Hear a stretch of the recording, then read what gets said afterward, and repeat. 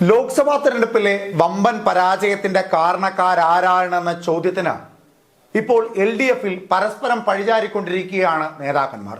മുഖ്യമന്ത്രി പിണറായി വിജയൻ തൊട്ട് താഴെത്തട്ടിലുള്ള നേതാക്കന്മാരെ വരെ പരസ്പരം പഴിചാരുന്ന ഒരു രീതി ഇപ്പോൾ CPMലും CPIയിലും നടന്നുകൊണ്ടിരിക്കുകയാണ്. തിരുവനന്തപുരത്തെയും പത്തനംതിട്ടയിലെയും ഇടുക്കിയിലെയും ഒക്കെ CPMന്റെയും CPIയുടെയും ജില്ലാ കമ്മിറ്റികളിൽ ലോക്സഭാ തെരഞ്ഞെടുപ്പിലെ വമ്പൻ പരാജയത്തിന്റെ പ്രധാന കാരണക്കാരെന്ന ചോദ്യത്തിന് എല്ലാവരും ഏകപക്ഷീയമായി പറയുന്ന ചില പേരുകളുണ്ട്.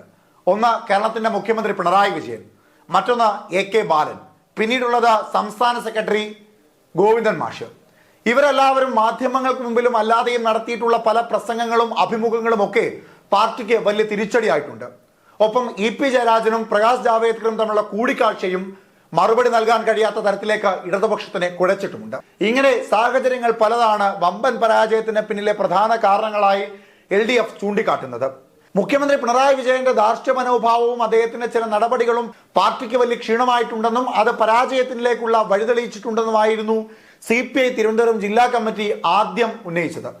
പിന്നീട് കൊല്ലം ജില്ലാ സെക്രട്ടേറിയറ്റ്, പിന്നീട് പത്തനംതിട്ട ജില്ലാ സെക്രട്ടേറിയറ്റ്, പിന്നീട് ഇടുക്കി ജില്ലാ സെക്രട്ടേറിയറ്റ്, ഇവിടങ്ങളിലെല്ലാം മുഖ്യമന്ത്രി പിണറായി വിജയനെതിരെയും പാർട്ടി നേതൃത്വത്തിനെതിരെയും കണ്ണൂരിലെ പാർട്ടി ലോബിക്കെതിരായും ഒക്കെ വലിയ ശബ്ദമുയർന്നിരുന്നു. ചില ജില്ലാ സെക്രട്ടേറിയറ്റുകളിൽ SFIക്കെതിരെയും DYFIക്കെതിരെയും ഒക്കെ രൂക്ഷമായ ആരോപണങ്ങളും ഉയർന്നു. ഇപ്പോൾ തലസ്ഥാന നഗരിയിൽ തിരുവനന്തപുരം ജില്ലാ സെക്രട്ടേറിയറ്റിൽ കടുത്ത ആരോപണത്തിന് വിധേയമായിക്കൊണ്ടിരിക്കുന്നത് തിരുവനന്തപുരം മേയറായ ആര്യ രാജേന്ദ്രനാണ്.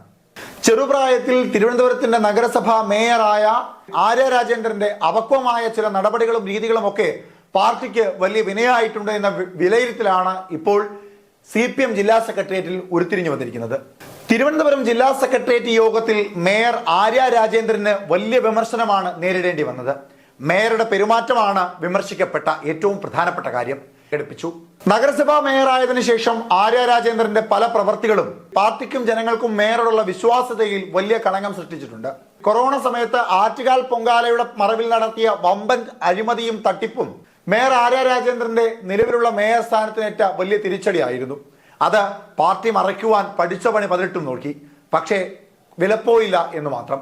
പിന്നീട് നഗരസഭയുടെ കീഴിൽ ഏതെങ്കിലും ഒരു ഉദ്യോഗസ്ഥനെ നിയമിക്കുന്നതിൽ പാർട്ടിയോട് പേരുവിവരങ്ങൾ അന്വേഷിക്കുന്ന കത്ത് പുറത്തു വന്നതും മേയർ ആര്യ രാജേന്ദ്രന്റെ അപക്വമായ ചില രീതികളായി പാർട്ടിയും നേതാക്കന്മാരും ജനങ്ങളും കണക്കാക്കിയിട്ടുണ്ട്.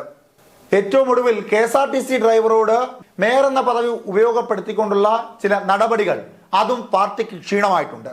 അത് പ്രധാനമായും തിരുവനന്തപുരത്തെ തെരഞ്ഞെടുപ്പിനെ ബാധിച്ചിട്ടുണ്ട് എന്നും ജില്ലാ സെക്രട്ടേറിയറ്റിൽ രൂക്ഷമായ ഒരു ആരോപണം ഉയർന്നിരുന്നു.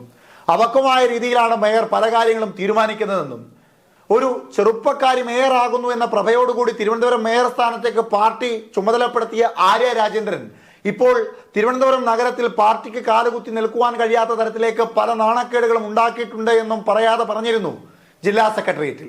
മേയർ ആര്യ രാജേന്ദ്രന്റെ പല പ്രവർത്തികൾക്കും മറുപടി പറയുവാൻ കഴിയാത്ത തരത്തിലേക്ക് നിശബ്ദമായി പോയിട്ടുണ്ട് പാർട്ടി നേതൃത്വമെന്നും ജില്ലാ സെക്രട്ടേറിയറ്റിൽ ഉയർന്ന ഏറ്റവും പ്രധാനപ്പെട്ട ഒരു വിമർശനമായിരുന്നു.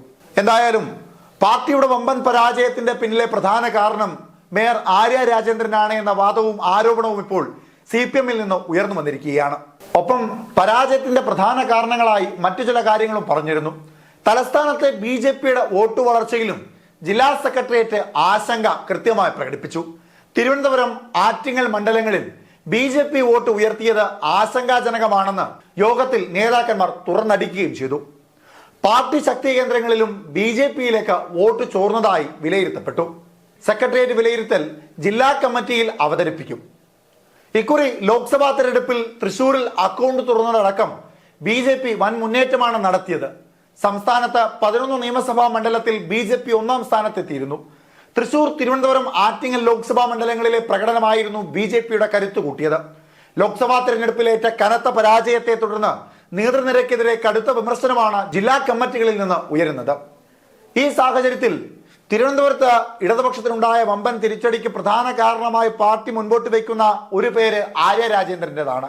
അതുകൊണ്ട് തന്നെ മേയർ ആര്യ രാജേന്ദ്രനെ മാറ്റണമെന്നതടക്കമുള്ള പല വിമർശനങ്ങളും തിരുവനന്തപുരം ജില്ലാ സെക്രട്ടേറിയറ്റിൽ ഉയർന്നു വന്നിരുന്നു. ഇനി ആ തീരുമാനത്തിലേക്കാണോ പാർട്ടി കടക്കുവാൻ പോകുന്നത് എന്നതും വലിയൊരു ചോദ്യമാണ്.